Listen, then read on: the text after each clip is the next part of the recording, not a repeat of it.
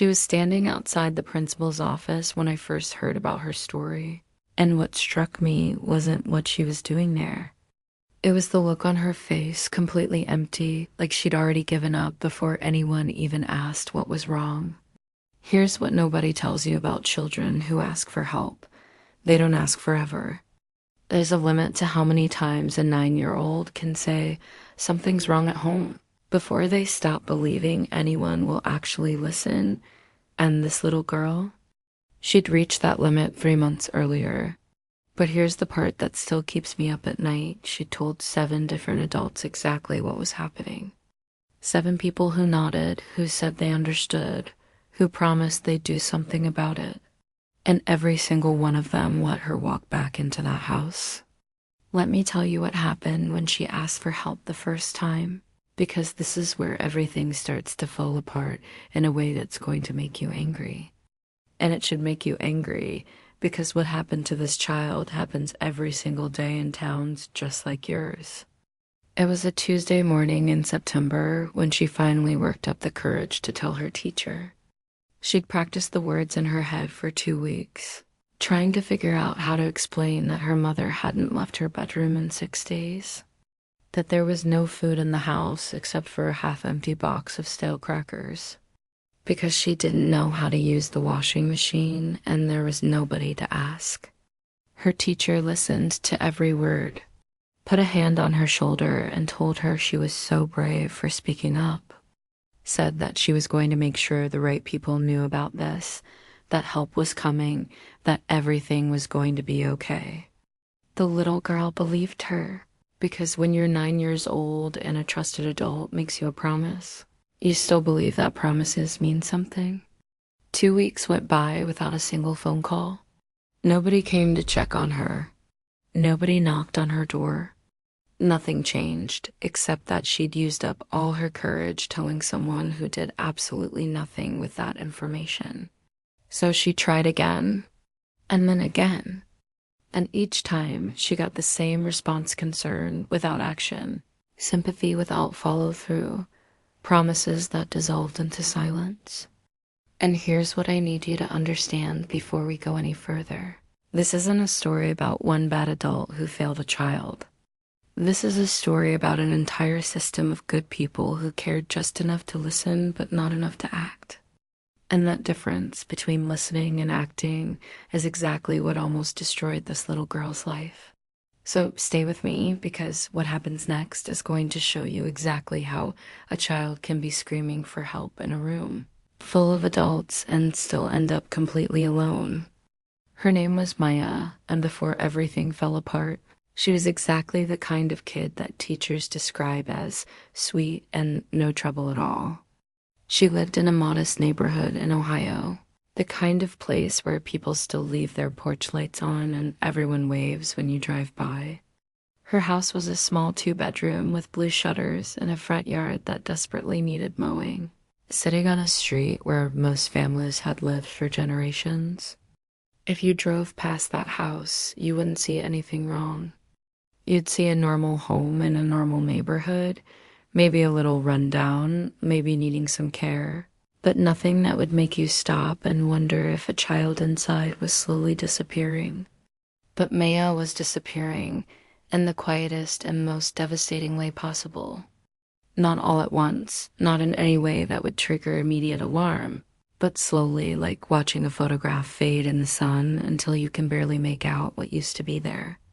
Her mother's name was Rebecca, and 2 years earlier she'd been a completely different person.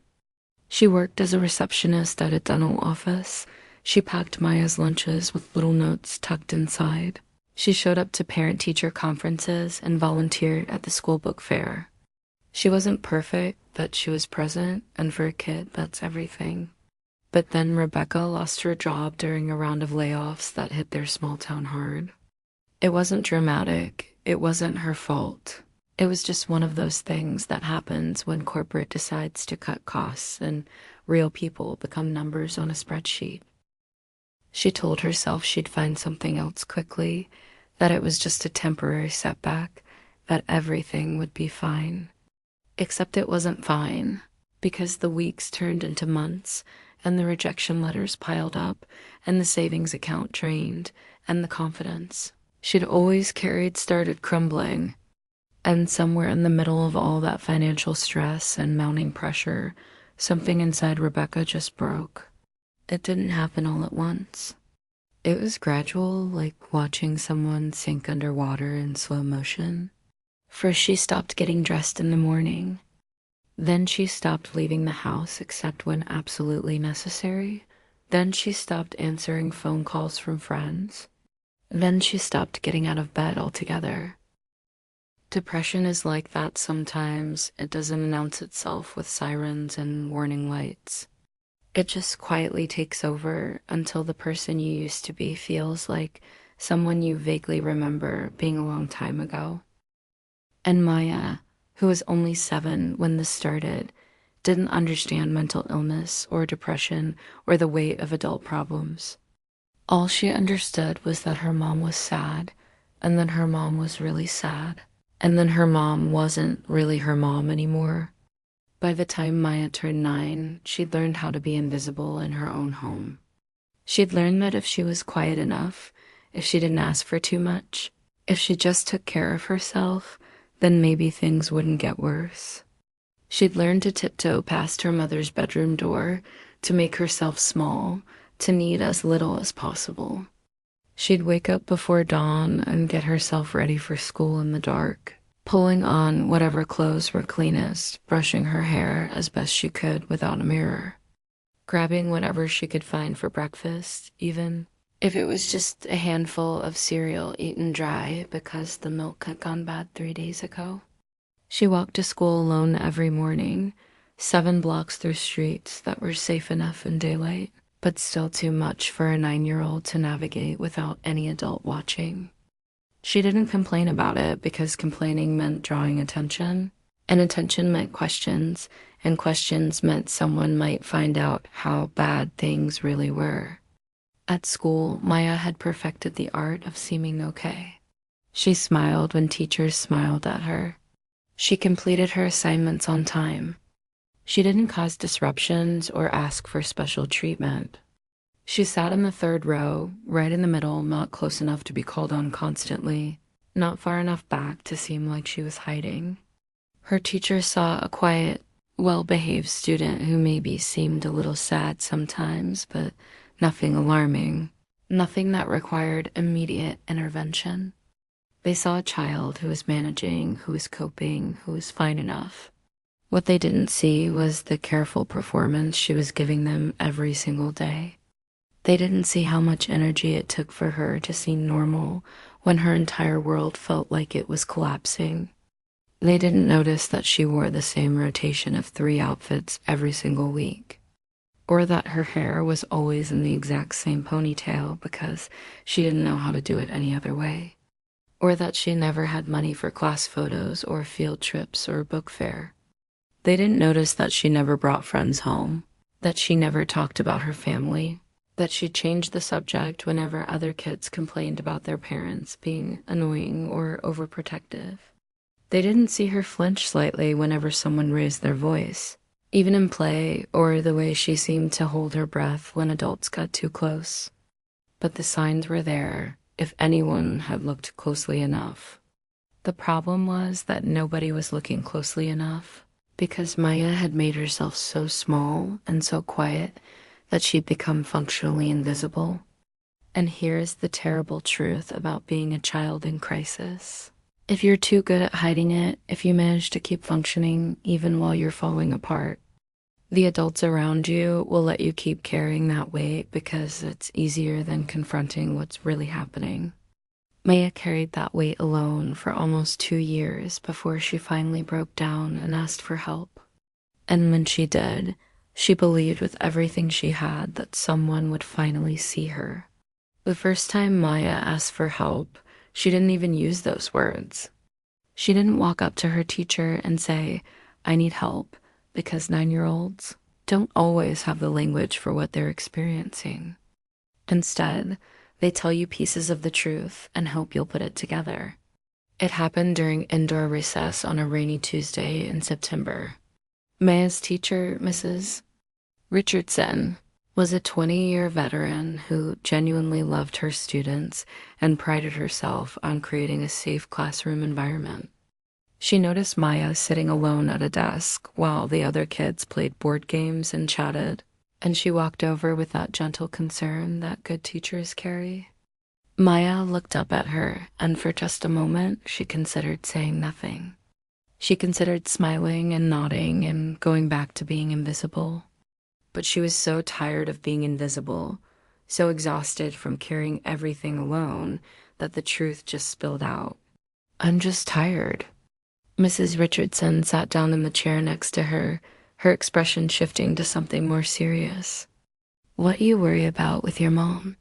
She doesn't get out of bed anymore. She stays in her room all day, and sometimes she doesn't eat, and I don't know if she's okay." The words came out in a rush, like water breaking through a dam, and once Maya started talking, she couldn't stop. She told Mrs. Richardson about the empty refrigerator and the unpaid bills. She told her about walking to school alone and how sometimes the house was so quiet it scared her, and how she didn't know who to talk to about any of it. Mrs. Richardson listened to all of it with a face full of concern, and when Maya finished, she reached out and squeezed her hand. "Oh, honey, I'm so glad you told me this. You're so brave for speaking up. This is really important information, and I promise you, we're going to make sure you get help. I'm going to talk to our school counselor today, okay? You did the right thing by telling me." Maya felt something she hadn't felt in months, relief so profound it almost made her cry. She'd told someone, an adult who cared, someone who promised to help. Everything was going to be okay now. Mrs. Richardson did exactly what she said she would. She went straight to the school counselor's office after dismissal and filed a report. She documented everything Maya had told her. She expressed her concerns about potential neglect, and she was assured that the appropriate people would be notified. And then nothing happened. The report went into a system that was already overwhelmed with cases. It was noted, filed, added to a growing list of concerns that would be addressed when there was time and resources. But there was always another emergency, always another case that seemed more urgent, always a reason to wait just a little longer before taking action. Meanwhile, Maya went home that day feeling lighter than she had in months. She told someone help was coming. She just had to wait. She waited 3 days, then a week, then 2 weeks. Nobody called her house. Nobody came to check on her. Nothing changed except that she'd used up all her courage and gotten nothing in return. When she saw Mrs. Richardson in class, her teacher would smile at her with extra warmth, sometimes asking, "How are things going?" in a way that suggested she was still concerned. But when Maya said things weren't better, Mrs. Richardson would say something like, "These things take time, sweetheart," or "I'm sure the counselor is working on it." What Mrs. Richardson didn't know, what she couldn't have known without following up more aggressively, was that her report had been logged and filed but not acted upon. It had been deemed concerning but not critical, worrying but not urgent, something to monitor but not immediately investigate. And Maya learned her first devastating lesson about asking for help. Sometimes people will listen to your pain and do absolutely nothing to stop it. By October, things at home had gotten worse, and Maya had done her homework by the light from her mother's bedroom window. Too scared to tell anyone at school what was happening because she'd already told someone and nothing changed. But then the school counselor, Mr. Patterson, called her down to his office one afternoon, and Maya felt that same surge of hope. Maybe Mrs. Richardson's report had finally reached the right person. Maybe this was it. Maybe help was actually coming this time. Mr. Patterson was in his mid-40s with kind eyes and a calm demeanor that immediately put students at ease. He had a reputation for being someone kids could trust, someone who actually listened. He gestured for Maya to sit down in a comfortable chair across from his desk. So, Maya, Mrs. Richardson mentioned she had a conversation with you a few weeks ago about some things happening at home. I wanted to check in and see how you're doing. Maya's heart was racing. This was it. This was someone who could actually do something. It's gotten worse, she said quietly. My mom still doesn't get out of bed. We don't have much food. The power was off for a few days and it was really cold at night. Mr. Patterson's expression grew more serious as he typed notes into his computer. That must have been really scary for you. Have you talked to your mom about how you're feeling? She doesn't really talk anymore. She just sleeps. I see. And is there anyone else in your life who helps take care of you? A dad or grandparents or other family members? No, my dad left before I was born. My mom doesn't talk to her family anymore. Mr. Patterson nodded slowly, clearly processing this information. Okay, I want you to know that what you're telling me is really important, and I'm really glad you're being so honest with me. What I'm going to do is file a report with Child Protective Services. Do you know what that is? They're a group of people whose job is to make sure kids are safe and being taken care of. When I file this report, they'll look into your situation and make sure you and your mom get the help you need. When will they come? I'm not exactly sure. These things can take some time because they have to look into a lot of different cases, but they'll definitely follow up. How long does it usually take? It depends, sweetie. Could be a few weeks, could be a little longer, but I promise you, they take these reports very seriously. Maya left his office feeling confused. On one hand, someone official was being notified. On the other hand, it sounded like it might be weeks before anything actually happened. But Mr. Patterson seemed confident, seemed certain that filing this report was the right thing to do, so she tried to believe him. That afternoon, Mr. Patterson did file a formal report with CPS. He included all the details Maya had shared. He marked it as concerning, and he submitted it through the proper channels. He'd done his job exactly as he was trained to do it. He didn't call CPS a week later to check on the status. He didn't escalate when nobody came to investigate. He didn't push back against a system that was so backlogged that reports like Maya's could sit in a queue for months. He assumed that filing the report was enough, that the system would work the way it was supposed to work, that someone else would take it from there. 3 weeks went by, then 4, then 6. Nobody from CPS contacted Maya or her mother. Nobody came to the school asking questions. Nobody called to follow up. Maya started asking Mr. Patterson about it every time she saw him in the hallway. Did they call yet? Are they coming soon? Did you hear anything? And every time he gave her the same answer. These things take time, Maya, but they're aware of your situation. Try not to worry. Try not to worry. As if worry was optional when you're 9 years old and responsible for yourself, because your mother can't function and nobody seems to care enough to actually do anything about it. By late November, Maya stopped asking Mr. Patterson about it. She could see in his eyes that he didn't know what to tell her anymore. And she was tired of hearing that things take time when time was the one thing she felt like she was running out of. There was a woman named Mrs. Chen who lived 3 doors down from Maya's house, and if you'd asked her, she would have told you she was a caring neighbor who looked out for the people on her street. She'd lived there for 18 years. She knew everyone's names, and she prided herself on being the kind of person who noticed things. And she did notice things. She noticed that Maya walked to school alone every morning. She noticed that the grass in Maya's yard hadn't been cut in months. She noticed that lights were rarely on in the house, even at night. She noticed that she hadn't seen Maya's mother outside in what seemed like forever. One Saturday morning in early December, Mrs. Chen was getting her mail when she saw Maya sitting on her front steps. wearing a thin jacket even though it was barely 40 degrees outside. Something about the sight bothered her enough that she walked over. "Hi there, sweetie. You're Maya, right?"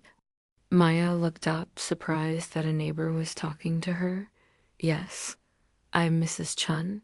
I live just down the street." "You doing okay? You look cold."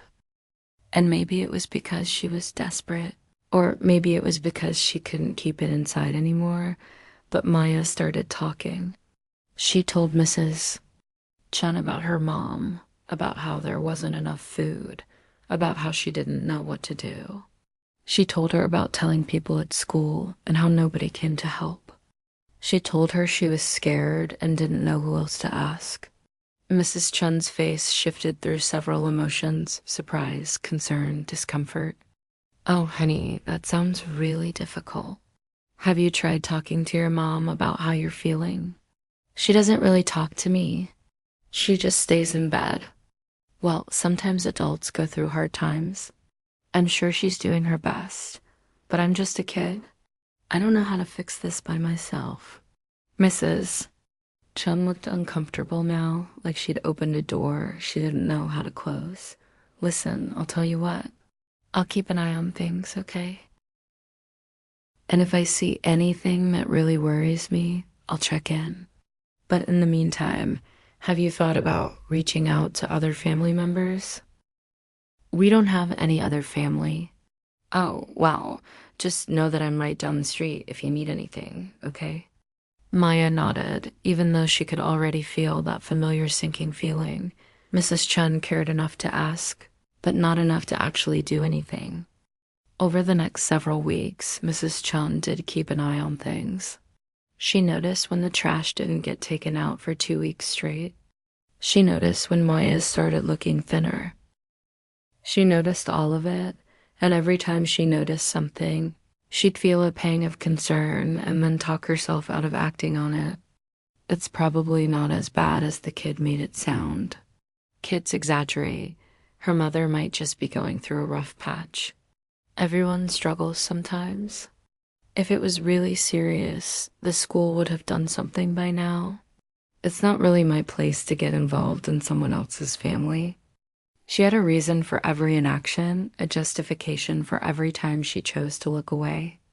And the worst part is that she genuinely thought she was being helpful by keeping an eye on the situation, not understanding that watching without acting is just witnessing someone drown while standing on the shore. As winter settled in, Maya started to see the pattern everywhere, and once you see it, you can't unsee it.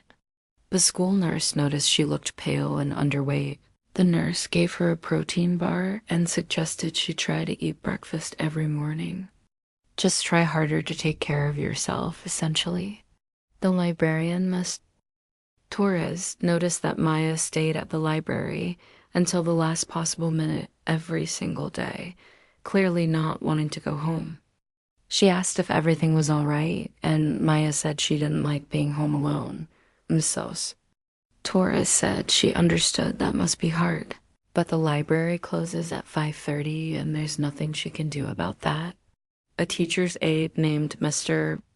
Brooks noticed that Maya's clothes were getting too small for her sleeves stopping well above her wrists, her pants hitting mid-shin. He mentioned it to Mrs. Richardson, suggesting maybe the family needed help with clothing. Mrs. Richardson said she'd make a note of it. Maybe reach out to the community resource coordinator. Nobody reached out. Every single adult who crossed Maya's path could see that something was wrong. Every single one of them cared in their own limited way. But not one of them cared enough to disrupt their routine, to push past their discomfort, to actually force action. They all assumed someone else would handle it. Mrs. Richardson assumed Mr. Patterson had it covered. Mr. Patterson assumed CPS was investigating. The nurse assumed the teachers were aware. The librarian assumed the school administration was handling it. Mrs. Chun assumed that if it was really serious, the school would have called someone. And Maya fell through every single crack in that system, invisible despite being seen, unhelped despite asking for help. abandoned despite being surrounded by adults who claim to care. She'd learned that "I'll make a note" means nothing, that "we're looking into it" is code for "we're not actually doing anything," that "these things take time" really means you're not a priority. She'd learned that adults will do the absolute minimum, required to ease their own conscience and then convince themselves they've done enough. And she'd learned the most devastating lesson of all, that you can be drowning in a room full of people and still die alone, because caring without action is just another form of abandonment. There's a specific moment when a child stops believing help will come, and it doesn't happen with an explosion or a dramatic breakdown. It happens quietly, like a light going out in a room you didn't know you were sitting in, until suddenly everything is dark. For Maya, that moment came on a Wednesday in January. She'd come home from school to find the house even colder than usual. The heat had been turned off, not broken, but disconnected because the bills hadn't been paid in 3 months. It was 28 degrees outside, and inside wasn't much warmer. She knocked on her mother's bedroom door, something she rarely did anymore. "Mom? Mom, it's really cold." No response. She opened the door. Her mother was in bed, facing the wall, the blankets pulled up to her chin. Maya couldn't tell if she was asleep or just unwilling to acknowledge her. "Mom, I think the heat is off. What should I do?" Still nothing. Not a word, not a movement, not even an acknowledgement that Maya had spoken. Maya stood there for a long moment, waiting for something, anything. Then she quietly closed the door and went to her own room. She put on every piece of clothing she owned, 2 pairs of pants, 3 shirts, 2 sweatshirts, 2 pairs of socks. She wrapped herself in her blanket and sat on her bed, shivering, trying to figure out what to do. She thought about calling someone, but who? She'd already told everyone she could think of. She thought about going to Mrs. Chun's house, but remembered how uncomfortable she'd looked the last time they talked. She thought about going back to Mr. Patterson's office tomorrow, but what would be the point? He'd just tell her again that these things take time. So she sat there in the freezing house, wrapped in every piece of clothing she owned, and she felt something inside her break, not loudly, not dramatically. Just a quiet, cold acceptance that this was her life now, that nobody was coming, that all those promises of help were just words people said to make themselves feel better about doing nothing. She didn't cry. She was too numb for tears, too exhausted for emotion. She just sat there in the dark, a 9-year-old girl who had finally learned that asking for help doesn't mean you'll get it. After that night, something fundamental changed in Maya.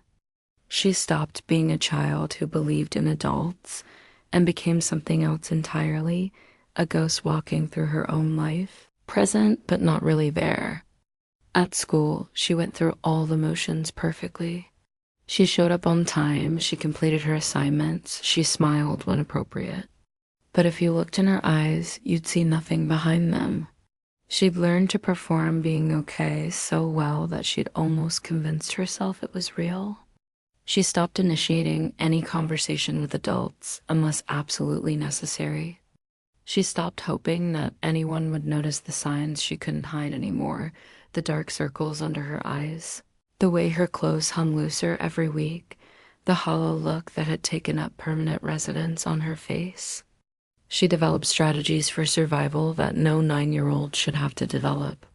She learned which gas stations would let her use the bathroom without buying anything so she could wash her hands and face with hand soap when the water at home got shut off. She learned that the school cafeteria threw away perfectly good food after breakfast service, and if she volunteered to help clean up, she could take the extras. She learned how to be so quiet and so small that she could exist without requiring anything from anyone. Mrs. Richardson noticed she seemed different, more withdrawn, but when she asked if everything was okay, Maya just said, "I'm fine," with such rehearsed conviction that it almost seemed true. Mr. Patterson saw her in the hallway one day and asked if she'd heard anything from CPS yet. Maya just looked at him with those empty eyes and said, "I'm not waiting anymore," carrying a vague sense of guilt that he'd probably forget about by the end of the day. It was a Tuesday in late January when Maya hit her absolute lowest point. She came home from school to find that the water had been shut off, in addition to the heat and electricity. The house was dark, freezing, and now there was no running water for drinking or washing. She stood in the kitchen, staring at the empty cabinets, the disconnected utilities, the absolute absence of anything that made a house feel like a home. And for the first time in months, she felt something other than numbness. She felt rage. Rage at her mother for getting up. Rage at her father for never being there in the first place. Rage at every single adult who had listened to her story and done nothing. Rage at Mrs. Richardson for her empty promises. Rage at Mrs. Chun for noticing everything and acting on nothing. Rage at a system that valued procedures over people, that prioritized paperwork over children, that let kids fall through cracks wide enough to swallow them whole. She wanted to scream. She wanted to break something. She wanted to make someone, anyone, understand what it felt like to ask for help over and over and receive nothing but sympathetic looks and useless promises. But instead, she just stood there in the dark, cold kitchen, feeling the rage burn through her and then fade back into that familiar numbness. Because what was the point of being angry when nobody cared enough to hear it? She walked to her room, lay down on her bed, fully clothed, pulled her thin blanket over herself, and stared at the ceiling. Maybe it would be better if she just disappeared entirely. Not in a dramatic way, just stopped existing. Stopped being a burden that nobody wanted to carry. Stopped being a problem that nobody wanted to solve. She didn't cry. She'd run out of tears weeks ago. She just lay there, a 9-year-old child who had learned that the world could watch you suffer and still choose to look away, who had discovered that even when you scream for help, sometimes nobody comes. And in that moment, she became exactly what the system had been treating her as all along: invisible, irrelevant, and completely alone. Mrs. Richardson got the flu in early February and had to take a week off from teaching. The school brought in a substitute teacher named Miss Jennings, a woman in her late 20s who was relatively new to teaching but hadn't yet learned to ignore the things that veteran teachers had trained themselves not to see. On her second day with the class, Ms. Jennings noticed Maya during independent reading time. While the other kids were scattered around the room, chatting quietly as they read, Maya sat completely still at her desk, staring at the same page she'd been on for 15 minutes. "Hey there, how's the book?" Maya looked up, startled. "It's good. What's your name?" "Jennings. Is everything okay?" "You seem a little distracted." And Maya, who had learned not to trust these questions, who had learned that, "Are you okay?" was just something adults said before going back to their own lives, almost said, "I'm fine," like she'd said 100 times before. But something in Miss Jennings' eyes stopped her. Maybe it was because she was new and didn't have that tired, overwhelmed look the other teachers had. Maybe it was because she'd crouched down to Maya's level instead of standing over her. Maybe it was because Maya had absolutely nothing left to lose. "Can I ask you something?" Maya said quietly. "Of course." "If I tell you something bad, will you actually do something about it? Or will you just say you're going to do something and then not do it?" Miss Jennings' expression shifted immediately. "That's a really specific question. Has that happened to you before?" "Yes, a lot." "I can't promise I have all the answers, but I can promise that if you tell me something that worries me, I won't just file it away and forget about it. I'll do everything in my power to help. Is that good enough?" Then she made a decision. "I need help and nobody will help me." Ms. Jennings didn't smile reassuringly or pat her on the shoulder or say any of the empty platitudes Maya had heard before. She just said, "Tell me everything." So Maya did. She told her about her mother, about the house with no heat or water or electricity, about being hungry all the time, about the 7 different adults she'd told who'd all promised to help and then didn't. She told her about Mr. Patterson's report to CPS that apparently went nowhere, about Mrs. Richardson's concerns that led to nothing, about every single adult who had failed her. And as she talked, she watched Miss Waits, Jennings' face carefully, waiting for that moment when the concern would fade into discomfort, when the promise to help would turn into, let me look into this. But that moment didn't come. Instead, when Maya finished talking, Miss Jennings said, "Okay, here's what's going to happen. I'm going to call CPS right now from this classroom while you're here. I'm going to stay on the phone with them until they commit to sending someone today. Not tomorrow, not next week, today. And I'm going to follow you home after school to make sure someone actually shows up. Is that okay with you?" Maya couldn't speak. She just nodded. Miss Jennings pulled out her cell phone right there in the middle of class and dialed the CPS hotline. She didn't wait until later, didn't tell Maya she'd handle it during her lunch break, didn't put it off at all. She called immediately while Maya sat at her desk, barely daring to believe this was actually happening. The phone call took 37 minutes. Mrs. Jennings stood at the front of the classroom, speaking in a low but firm voice while her students did independent work, explaining Maya's situation to 3 different people before finally getting transferred to someone who could actually make decisions. Maya watched her the entire time, watched her face shift from determined to frustrated to insistent. "No, I need someone there today," Miss Jennings said firmly. "This child has no heat, no running water, no electricity, and hasn't had a proper meal, and I don't know how long. I'm not asking you to schedule something for next week. I'm telling you that if someone isn't at this child's home today, I will personally call every news station in this city and make sure they know that CPS was informed of a child living without basic utilities and chose not to act immediately." There was a long pause as she listened to the response. "That's what I thought. Yes, I'll send you the address right now. What time should I expect someone? 3:30? I'll be there to meet them." She hung up and looked at Maya. "Someone's coming to your house at 3:30 this afternoon. I'm going to drive you home after school and wait there with you until they arrive." "Is it really going to happen this time?" she whispered. "Yes, I'm not leaving you until I see someone walk through your door." For the first time in months, Maya felt something other than numbness or despair. She felt hope, and it was terrifying because hope could be taken away again. But Miss Jennings kept her promise. At 3:15, she walked Maya out to her car.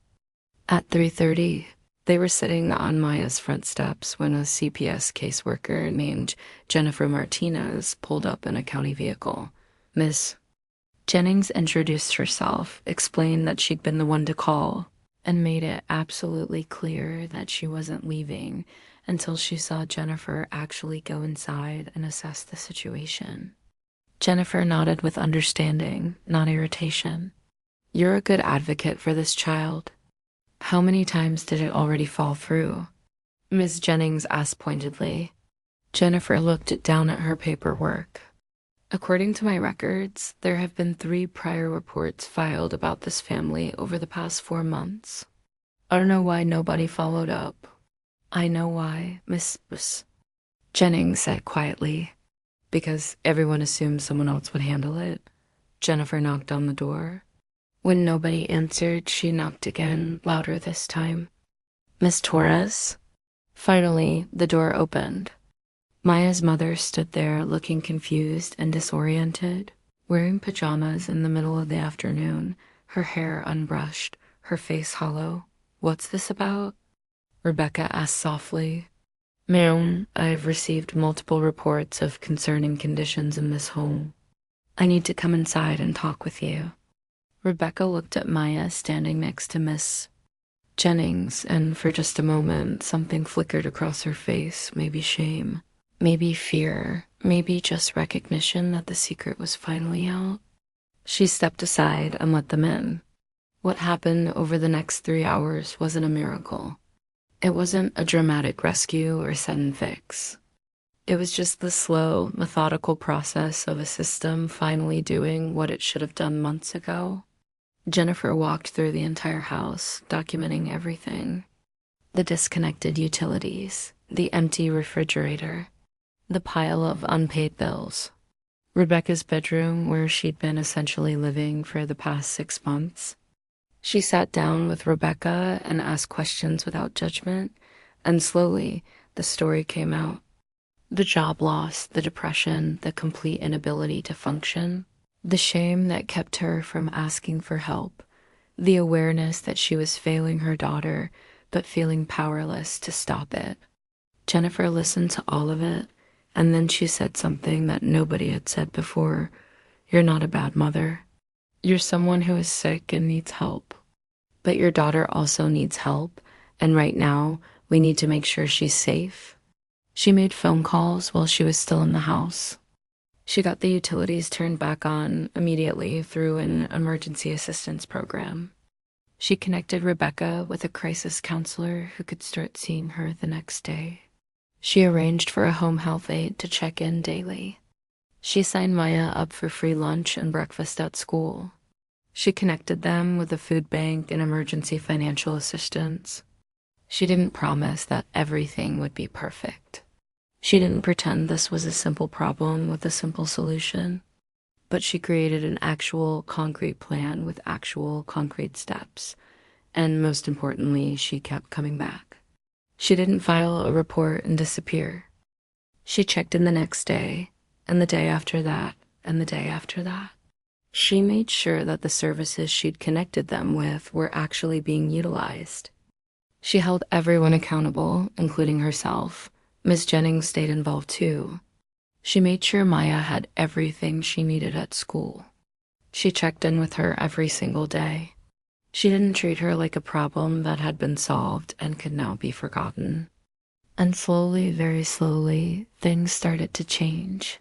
Here's what I need you to understand about this story, because this is the part that matters most. Mrs. Richardson cared about Maya. Mr. Patterson cared about Maya. The nurse and the librarian and Mrs. Chun, they all cared. None of them were monsters. None of them wanted a child to suffer. But they all cared within limits. They cared enough to listen, but not enough to follow through. They cared enough to file reports, but not enough to make sure those reports led to action. They cared enough to feel concerned, but not enough to disrupt their own routines or push past their own discomfort. Miss Jennings cared differently. Not because she was a better person or because she had a bigger heart, but because she refused to let her care exist only in the abstract. She turned her concern into action immediately, without hesitation, without waiting for someone else to handle it. That's the only difference between an adult who saves a child and an adult who lets them fall through the cracks, the willingness to act instead of just feeling bad about the situation. And here's the thing that should make all of us uncomfortable. There are thousands of kids just like Maya in schools right now. Kids who have told adults exactly what they need. Kids whose teachers have filed reports that went nowhere. Kids who are surviving in situations that no child should have to survive in, waiting for help that never comes. And they're not being ignored. That would almost be simpler. They're being seen and still abandoned, heard and still ignored, reported on and still forgotten. Because there's a massive gap between caring about children as a concept and caring about a specific child enough to actually inconvenience yourself on their behalf. Maya is 14 now, in middle school, living with her mother in that same house with the blue shutters. Things aren't perfect. Rebecca still struggles with depression, still has hard days where getting out of bed feels impossible. But she's in therapy, she's on medication that helps, and she's learned how to ask for help before things get catastrophic. Maya is okay. Not undamaged, not unmarked by what she went through, but okay. She's in counseling too, working through the trauma of those years when she believed nobody cared enough to help her. She's cautious around adults in a way that most kids her age aren't. She doesn't trust easily. She tests people constantly to see if they'll follow through on their promises. She carries the weight of having had to raise herself when she was too young to be responsible for her own survival.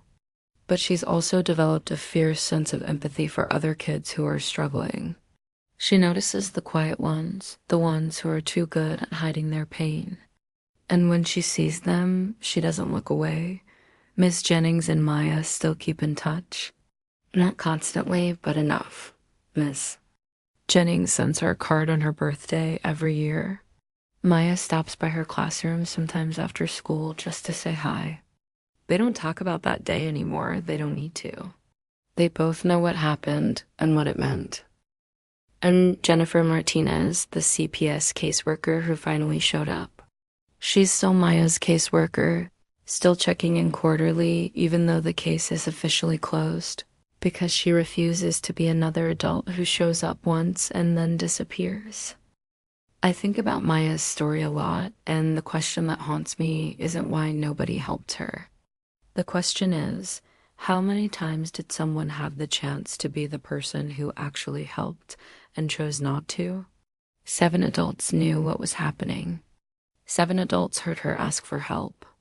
7 adults had the power to do something about it and chose instead to file reports, make notes, express concerns, and then go back to their normal lives. How many chances did Maya get robbed of before someone finally refused to look away? And how many kids right now are on their 3rd, 5th, 7th ask for help, waiting for just one adult to care enough to actually act? Because here's what this story should teach us. Caring about children isn't enough. Concern isn't enough. Good intentions aren't enough. Action is what matters. Immediate, uncomfortable, inconvenient action is the only thing that actually saves kids who are drowning. Maya survived, but she shouldn't have had to wait too long. She shouldn't have had to ask 7 times. She shouldn't have had to learn at 9 years old that most adults will choose comfort over courage every single time. She deserved better than that. Every child does. So if you're watching this and you're a teacher, a counselor, a neighbor, anyone who works with or lives near children, please hear this. When a child asks you for help, they're not exaggerating. They're not being dramatic. They've already exhausted every other option they know. And when they ask, the only acceptable response is immediate action. Not a report that goes nowhere, not a note in a file, not a promise to look into it. Action. Because the difference between a child who survives and a child who doesn't is often just one adult who refused to look away. Maya was lucky enough to find that person, but she almost wasn't, and that should terrify all of us into being better.